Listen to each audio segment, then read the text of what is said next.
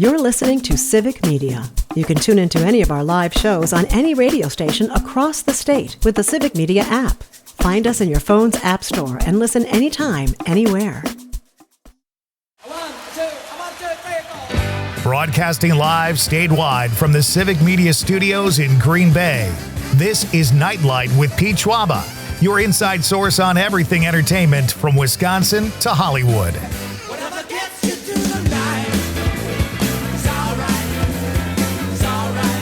And now, a guy who's had a paper route for 25 years but never collected, Pete Schwaba. You don't have to collect. It's on me, folks. Get your daily news here. I'm Pete Schwaba. This is Nite Lite. Welcome back. We are kicking off Act 2 on this outstanding Tuesday Wisconsin summer night. My guest at the moment is Chris Rugowski. We will get back to Chris in just a minute. He is the founder of Chicken or the Egg Photography and a local musician and photographer. So we'll jump back into that. Rob Thomas is here at 7:20 talking movies and what we can still expect at the box office as the summer goes on. And we're going to talk to Rob about his take on strip mall bars and see what Rob has to say, because he wrote a cool piece for CityCast Madison. Our question of the night, folks, is in honor of National Fresh Breath Day, which I didn't even know existed. What is the best way to tell someone they have bad breath? Do you tell them? Do you suffer through it? Do they wonder why you're crying? What happens, folks? Let us know. Be part of the show. 855-752-4842, 855-75-CIVIC. Conrad has told me I have amazing breath. We don't usually get that close. There's usually glass between us, but, you know, it holds up for the most part. I went off on a Tiger Woods rant from my stand-up days. It was crazy. I haven't done that joke in ages, and I kind of laid it out there, Chris, like it was just conversational, but it was from the stand-up act, so I apologize. I would have never guessed if that was too overt. Oh, good. I'm glad it sounded conversational.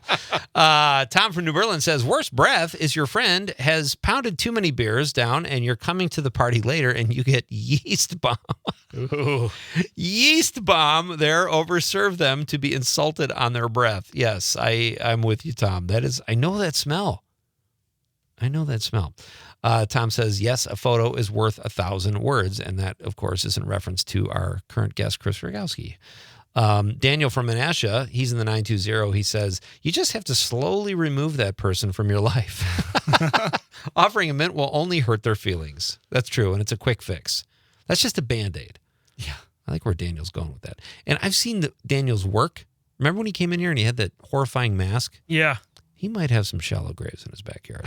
I'm not making accusations. I'm just saying it wouldn't surprise me.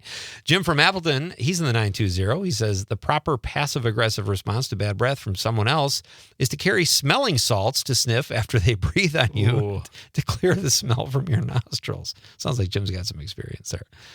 Tom from Jackson says the bird seed. Do you know what that means? Is that something to help your breath? Eat bird seed? I'd rather have bad breath, honestly. I mean, if it's like the spicy bird seed, maybe.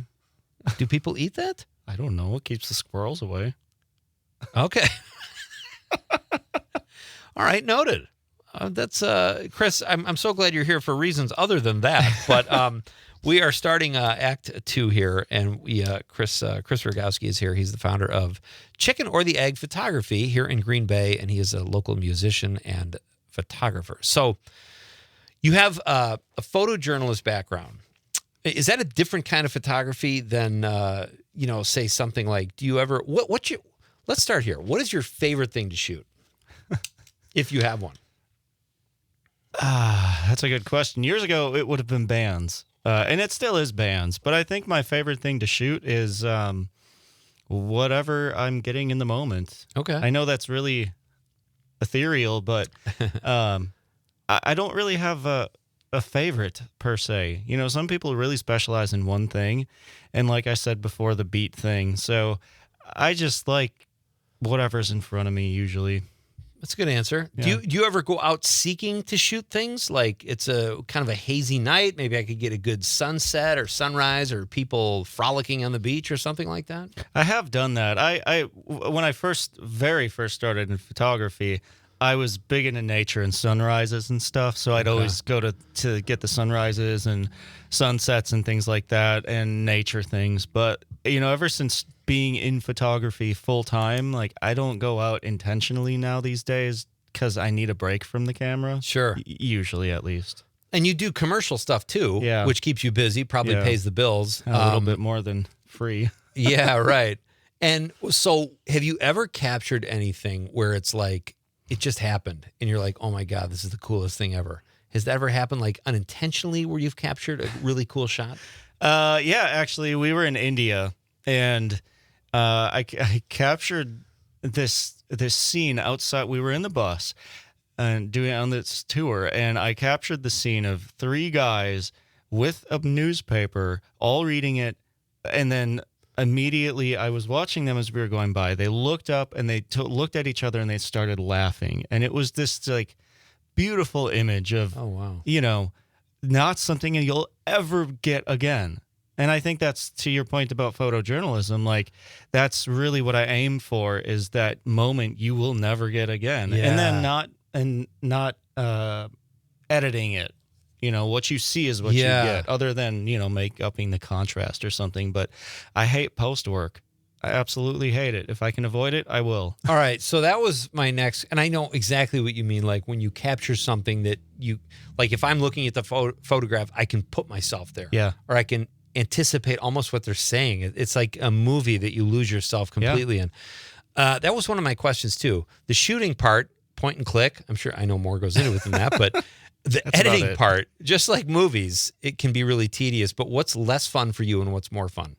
I think it depends. You know, if it's a project where I know there's going to be a lot of editing, I will probably aim to enjoy both parts. Okay. If it's something like Mile of Music, where I'm like, I got thousands of photos to edit here, and I know that they're not going to use all of them, I don't pay attention to every single photo with intricate detail, but I still make sure they look good. Of course, I don't want to send them junk. Right. What? Where can people find out more information if they want to use chicken or the egg photography? I'm assuming you have a website, social medias, stuff like that. Yeah. So the best place to find me if you want to work with me is my website, and use the contact form, or just shoot me an email, chickenortheeggphotography@gmail.com, or text me.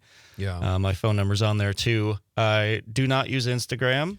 Please, I don't check Instagram. Okay. Facebook is pretty big. If you want to follow me, that's a really good place to do that. I get a lot of follows and interaction on Facebook. I'm on LinkedIn a little bit. Okay. Still breaking the mold on that one, but yeah, between those 3, or just talk to your friends, because someone you know knows me. I can almost guarantee it. Interesting. You know, in one of those articles I read about you, you credited LinkedIn.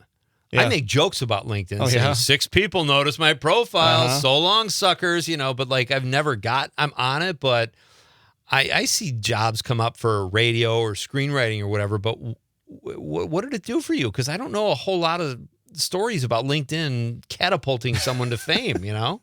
Well, let me tell you. No, it didn't catapult me to fame, but what it did do, it got me a job with a family shoot with someone who works at a pretty big company here in town. Okay. And then that was nice, and that was my first job from LinkedIn. And then the second one was the Reed job, the first one I talked about with the bikes.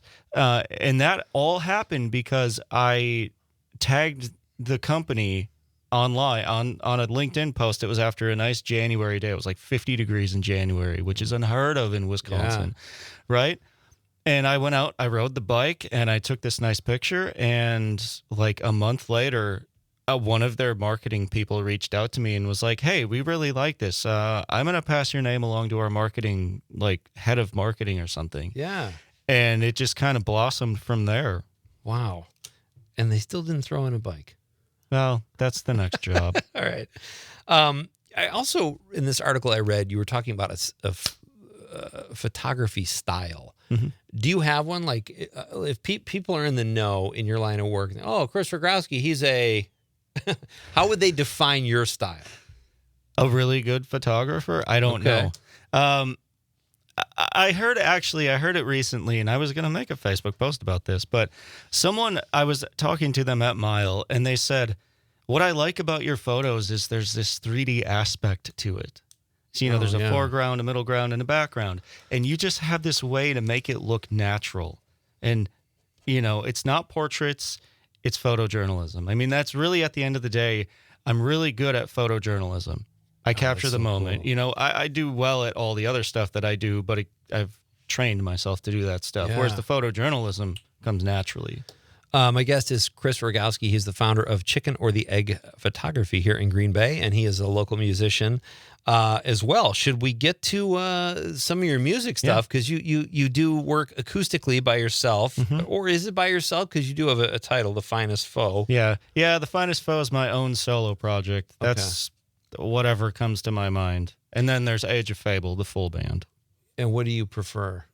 Both. My bandmates are listening. I like both. I hate having to split the check with them at the end of the night. But so what kind of music is that? The Finest Foe is like acoustic, 90s alternative stuff, and covers. And then the full band is a good old rock band, and we will melt your faces. Sweet. Progressive rock? Yeah.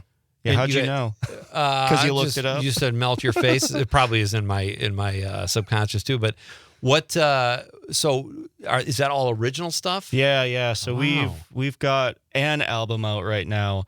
It's going to be. Hopefully we're going back in the studio pretty soon to record some new stuff with the new guys. But yeah, it's going to be fun. That's all. We have to play next time you come back. Yeah, well, hopefully I'll have it on hand. I hope so.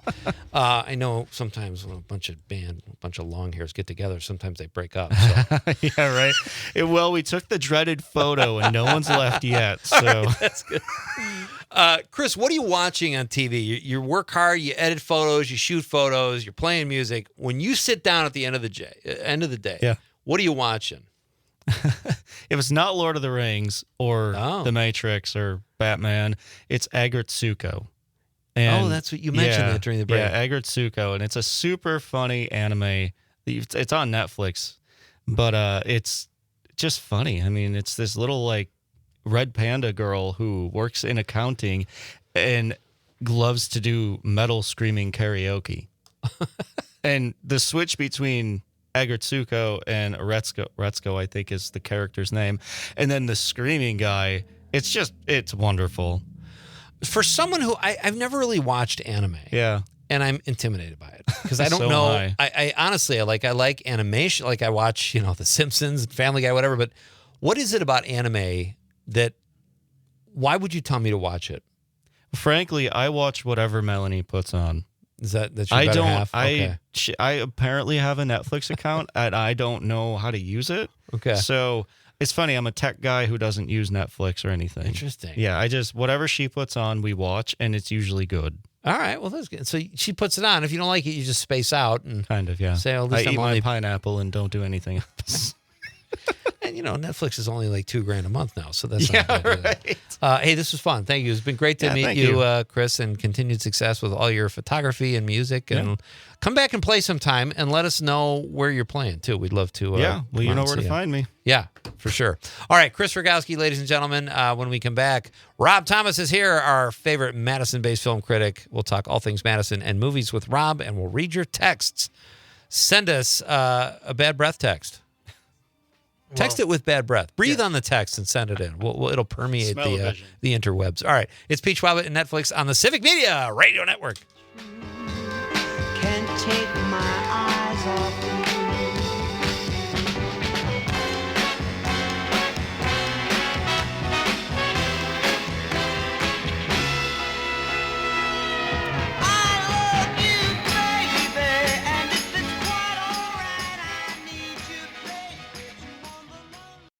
You're listening to Civic Media. Stay up to date on the latest news and information for your local community and Wisconsin by signing up for our free email newsletter. Visit civicmedia.us/email to get started.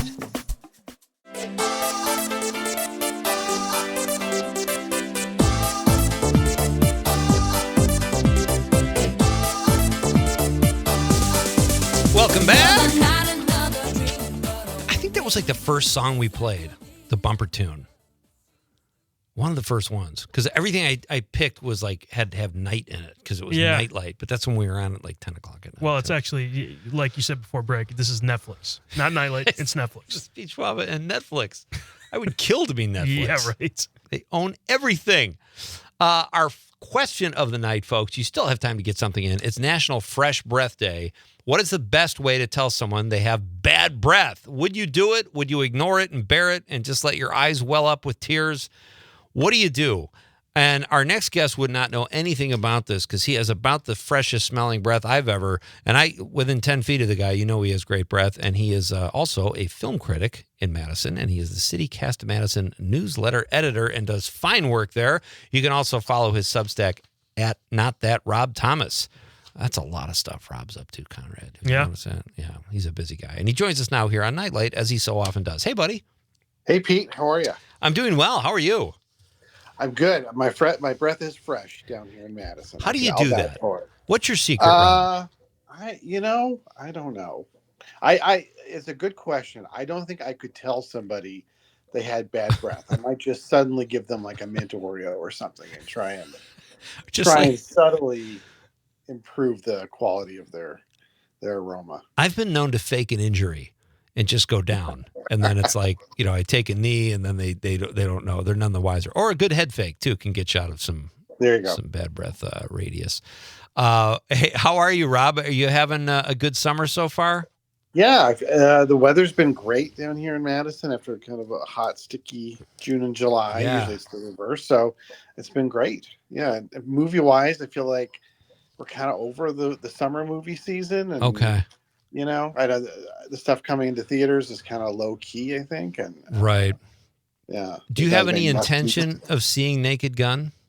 I would love to. I was actually going to go Sunday night, and then it was just so nice out. I went and rode bikes with my daughters, which was awesome. Oh, it's tough to pass up. Yeah. But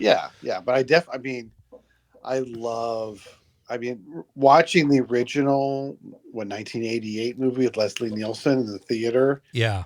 One of the great movie experiences. And then I used to watch Agreed. Police Squad on TV or in the early 80s, the TV show. So I'm all in on this. You saw it, right? Listen, Police Squad ran for like maybe a half a season in the late 80s. It's like 6 episodes. Yeah, and I'm like, that's one of the funniest things I've ever seen. And then it made a comeback, but I thought it was gone forever. And I thought it was so, like when he looks in the telescope and he says, not the telescope, the microscope, he says, I don't have to look at DNA samples. He says, I don't see anything.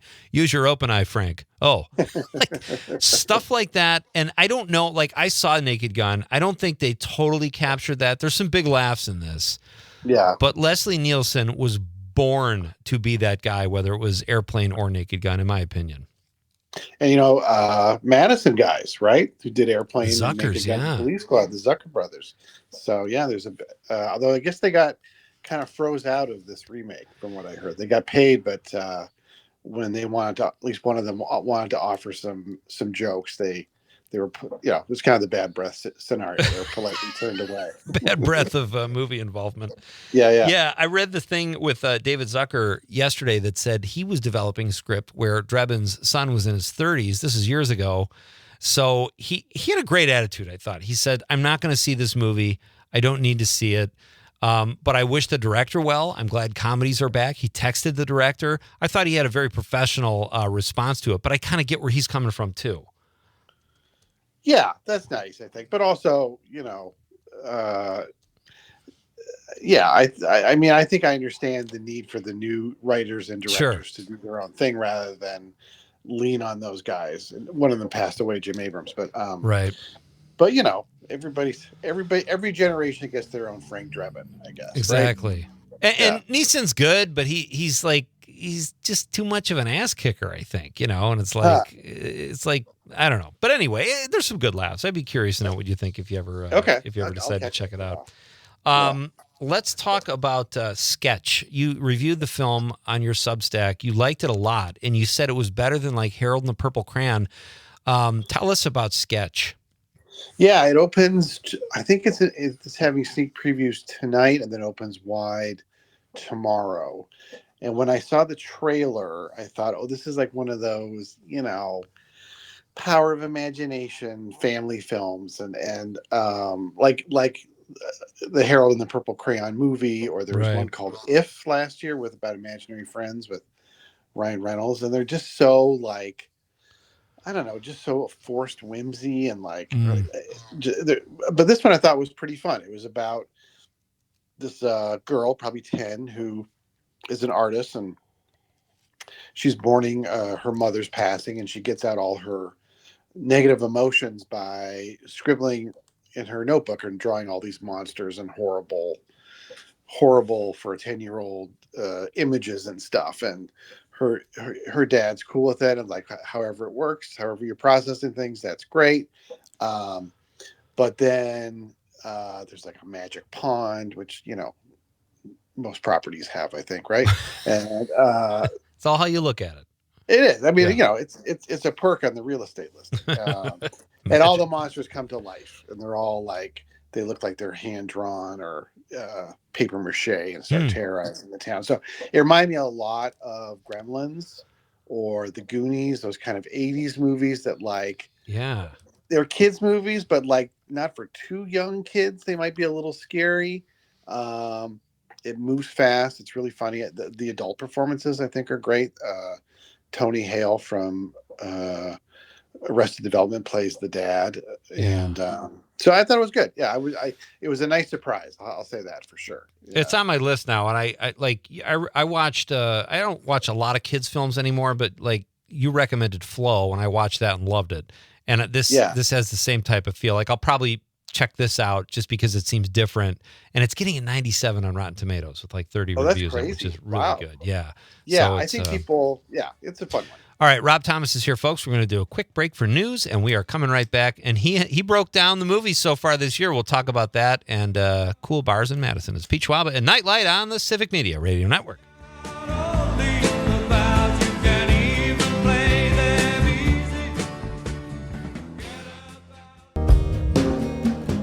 Oh, you've been on a fast train, and it's going off the rail. And you can't come back. Can't come back. Welcome back, folks. This is Pete Schwaba and Nite Lite. That song, you probably don't know this, Con, was featured in the show The Wire. What I'm very excited about, I think it was the end of season 3, there was this great montage they did. And Dan Schaefer is coming on the show next Thursday. We're going to have a special Wire talk because he loves The Wire. Political consultant here at political guru here at Civic Media, Dan Schaefer, will be here next Tuesday. Tomorrow night on the show, Northeast Wisconsin filmmaker Craig Knitt will be here in studio, and Deandra Marie, a local singer-songwriter, will be in the studio as well, singing. So it's kind of a Northeast Wisconsin theme tomorrow night. Yeah. Our question tonight in honor of Fresh Breath Day is, what is the best way to tell someone they have bad breath? Our pal, local actor Dan Davies says, just a quick question. Have you been chewing on your socks? That's a good one. Have you? I haven't. That's good. Dan has about the freshest breath. Not as fresh as Rob Thomas's breath, who joins us now over the stream from our state's capital in Madison. Rob is a film critic based out of Madison. Follow him at his Substack, Not That Rob Thomas, or you can read the CityCast Madison newsletter. Rob, as always, you guys had great articles in there. We'll get to some of those. What I want to ask you about first, though, you followed suit, and you're doing like this thing that every film reviewer does. You're recapping the first 7/12 of the year. I love that. I forgot. That's so cliche, Rob. Everybody does the first half. And then I was like, oh yeah, I guess I should have done that. I was on vacation around New Year, 4th of July. So I did the first 7/12. The only 7/12 top 10 list you'll find out there. And that's what makes you unique. That's why you were such an effective film critic. So let's jump into your list. Hey, first of all, where can I see 40 Acres? You reviewed that on your Substack. Yeah, that was in theaters about 6 weeks ago. I bet it's on video on demand now. I'm not sure, though. I might actually watch that tonight. You gave it such a good review. That's a good one. Okay. So let's talk about your movies so far in the first 7/12 of the year of 2025. Number one, you have Black Bag, right? Yeah, that Nice. It's close between 1 and 2, but Black Bag is just, I just think that's a perfect movie. I mean, and right up my alley. British spy, Yeah. thriller, but like much more about dialogue and performance and character than action. I mean, there's not one, but two dinner party scenes in that movie. So it's definitely not a John Wick movie. But, Michael Fassbender and Kate Blanchett, and it's so twisty, but I felt like I could follow it pretty clearly what was going on. The supporting performances are all great. Pierce Brosnan looks like he's never looked in a movie before, very sort of old, right? And cranky, and I really liked him in it. I think that's on Peacock now. If people want to watch it, it gets off to a slow start, I would say. Which I was hooked, but if you're expecting thrills and spills, you might be a little surprised. But I was locked in the whole time. It's so great. Like I agree with you. It started slow, but I have so much confidence or faith, I guess you'd say, in the writer. I think it was David Koepp, right? Right. Yeah. So I had faith in the writer and in Soderbergh's directing. I'm like, I know this is going to pick up. And it's not like I didn't like it when it was slow. I don't mind a movie that breathes and they kind of gradually get into it. But yeah, that was a good one. And then you had Sinners #2, which I might say is my favorite of the year so far, just because it was so cool and different and like on every aspect, like the look of it, the script, the music, the direction, the acting. It was just a masterpiece, I thought. I agree. Yeah, like I said, they're close. Like Black Bag is very controlled and precise, right? Whereas like Sinners is taking big swings. And yes. A couple of them, towards the end, I wasn't crazy about, which I won't spoil. But, sure. But like the way it mixes horror and historical drama, the way you just buy that Michael B. Jordan is two different people, like you just completely buy that. Yeah. Like, and both performances are Oscar worthy, and the way it's like, yeah, just so scary, but also thrilling and funny and very thoughtful. I think about art and music and the way it's co-opted and the way it frees people. Like it's just so much going on in that movie. Ryan Coogler, should be able to do whatever he wants for the rest of his career. Oh, yeah. After that, so yeah. I mean, and those, there's 5/12 left of 2025, so positions may change. Something could change. Yeah. So I want to ask you about one more. You've got it rated really highly at #3, and I think you just reviewed this recently in your Substack. I did not read that review, but EFIS? Yeah. Oh, yeah. That's a great movie, and I just saw it. Tell me about that. I think you'd really like it. It's a baseball movie, but a very different kind of baseball movie.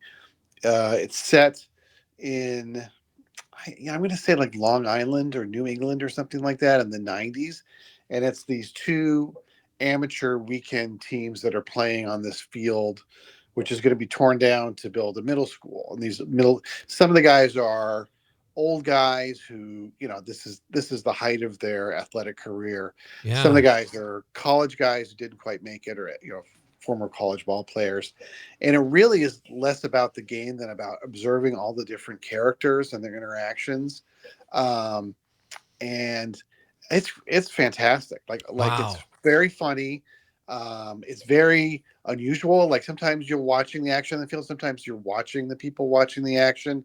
The camera kind of roves around, and it's just very, a comedy, but also kind of very poignant, I thought, in a way, and very wise. And it didn't really get much of a release.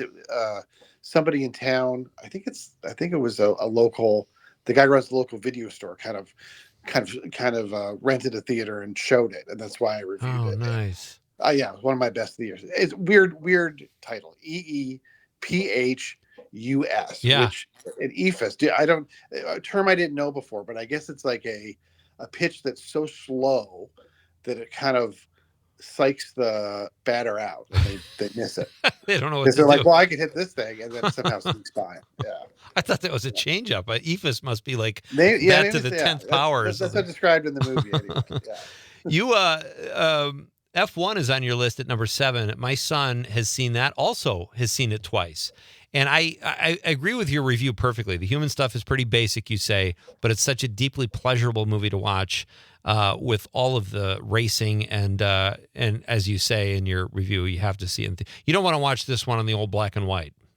No, or on your phone. I Or on think. your phone, even yeah, though right. even though it's an Apple movie, I think. Yeah. But like, yeah. I mean, I saw it with my wife, and then when I was visiting my mom, we saw it because it was the one she wanted to see with Brad Pitt, and Sure. I'm amazed how they made that movie because when you realize like I don't think when I saw it the first time I realized that they were shooting it on the F1 circuit. So they get the cars and the actors out right before the race and shoot for like 8 minutes and then get them all off it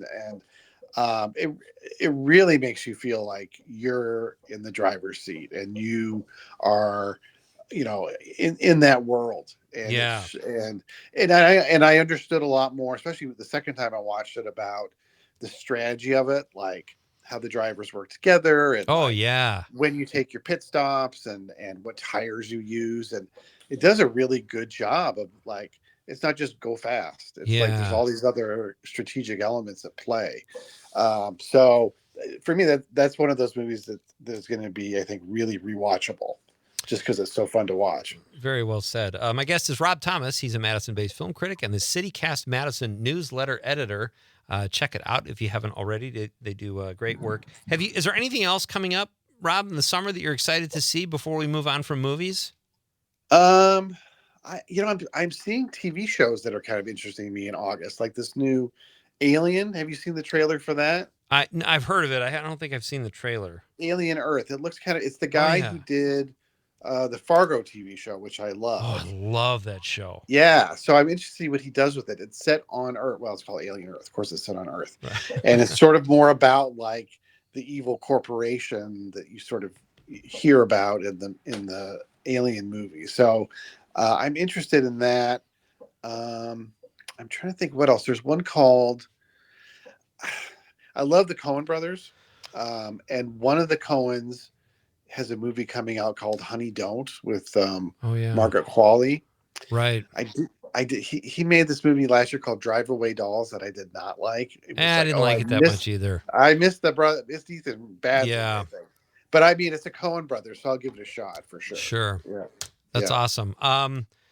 All right, so let's move on here. I thought this was great. I was in Madison all week last week, and I went to have breakfast in Middleton at a place called Grace's, and I see the National Mustard Museum across the street, and National Mustard Day was August 2nd. I'm like, this is, serendipitous. So I walked in, and I had Barry Levinson, who was the curator, on the show last week. He was a great guest, knew more about mustard than anybody combined. Why is the National Mustard Museum in Madison, Rob, or Middleton? It's kind of wild. Like, Barry Levinson.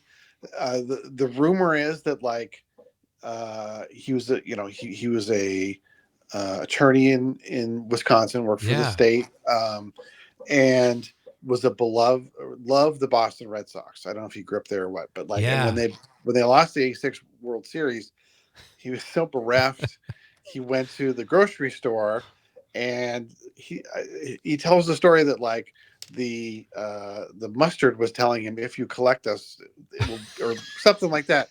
Even though like that, this was 3 years before Field of Dreams, so I'm a little crazy. Suspicious. Yeah, I'm a little suspicious.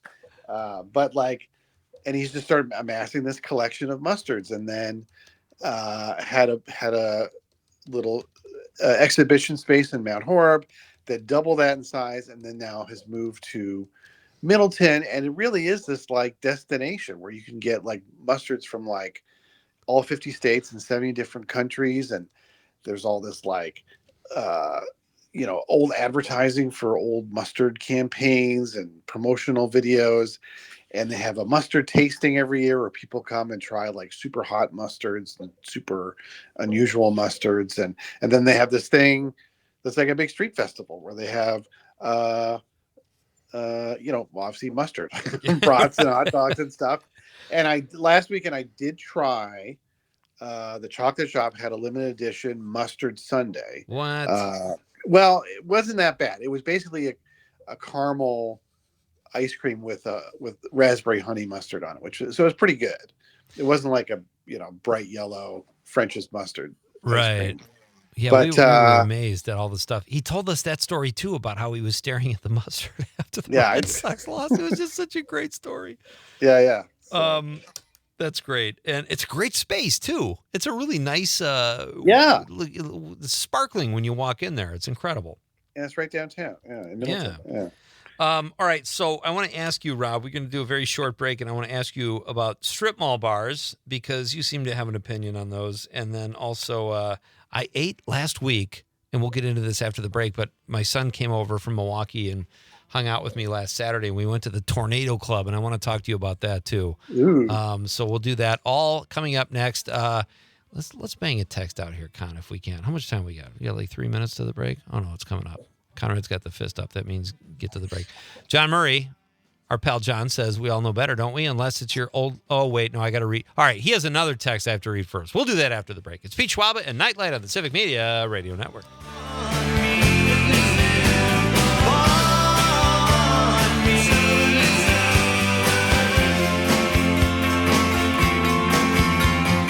There's progress we have found a way to talk.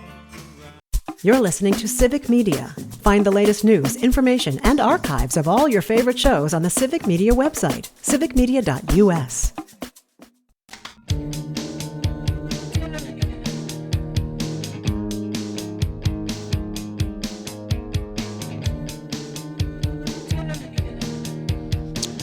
Welcome back.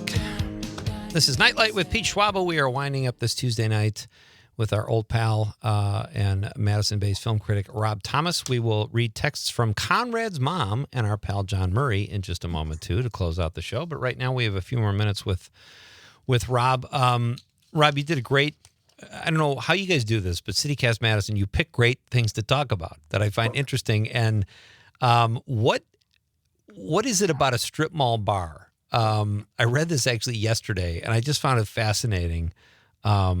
What is your take on strip mall bars? Well, I think, there's something about a strip mall bar. Like you can't put on airs in a bar that's sandwiched in between a laundromat and a Subway, Get your nails done, go over for martini. Yeah. And then go get your taxes done. And there is this thing in Madison, at least, where these strip malls, away from downtown, which are where a lot of the cool places like the Tornado Room is, for example. Yeah. These little strip malls are they're not dying, but they're sort of just hanging on. And people are moving in and opening these really cool bars. Like there's one called Lola's on the north side of Madison, which is this cool bar where they play vinyl and have great cocktails. And there's one on the east side called the Muskie, short for the Musk Lounge. Where they have great cocktails, nice big space, lots of like parlor games and stuff. And they really become these, community hubs. They're really fun. And in Madison, the sort of the granddaddy of this is Le Tigre, which is this bar in this very unassuming strip mall on the west side, which has been there for like 60 years. And it's like a time machine. It's like, the waiters or the bartenders all wear white shirts and ties. Love it. Swear when you're in there. They make the most classic cocktails, martinis, Manhattans.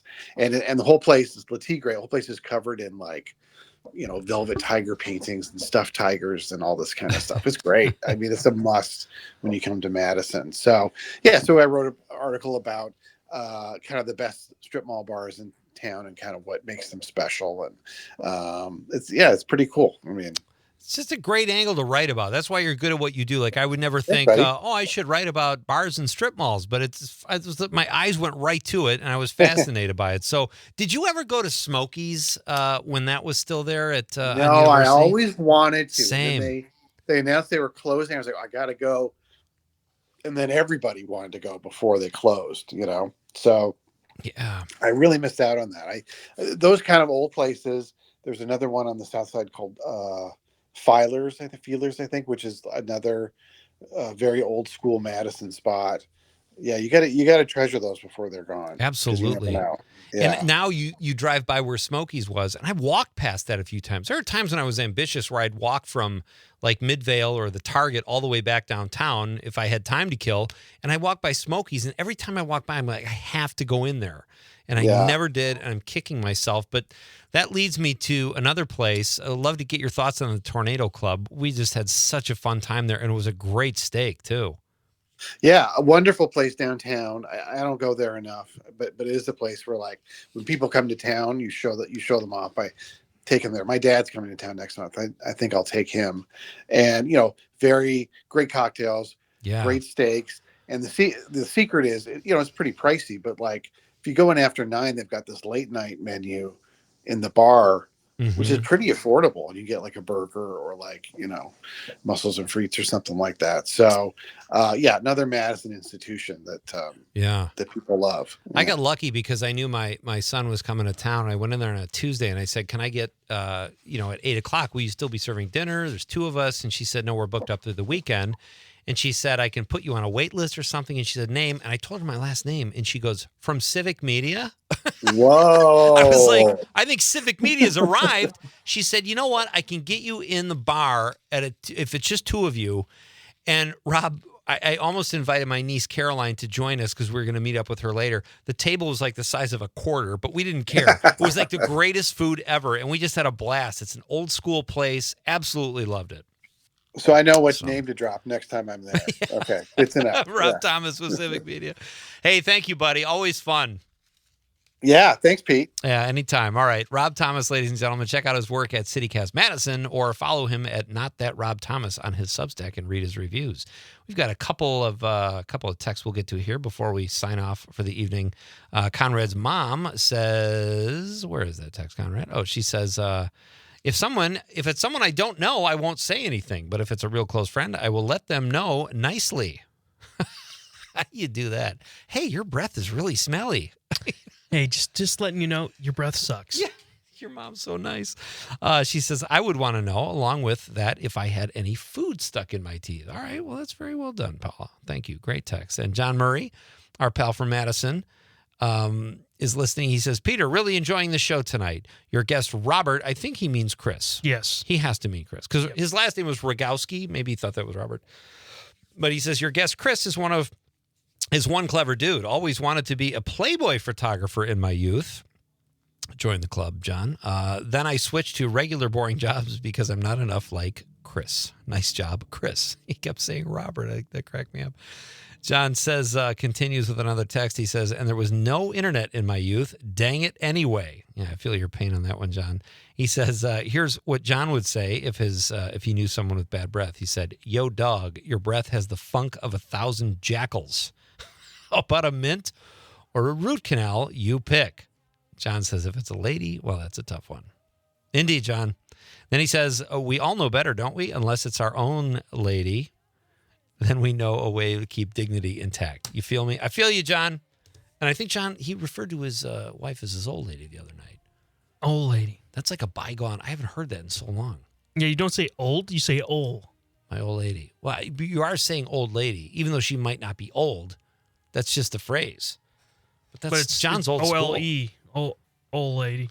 All right, we'll debate this until we're on the air tomorrow night. It's Pete Schwaba and Nite Lite, folks. Thank you to everybody. Thanks for your texts and calls. On behalf of the lovable producer, Conrad, I'm Pete Schwaba saying good night, Wisconsin. Take me to your best friend's house. I loved you then and I love you now.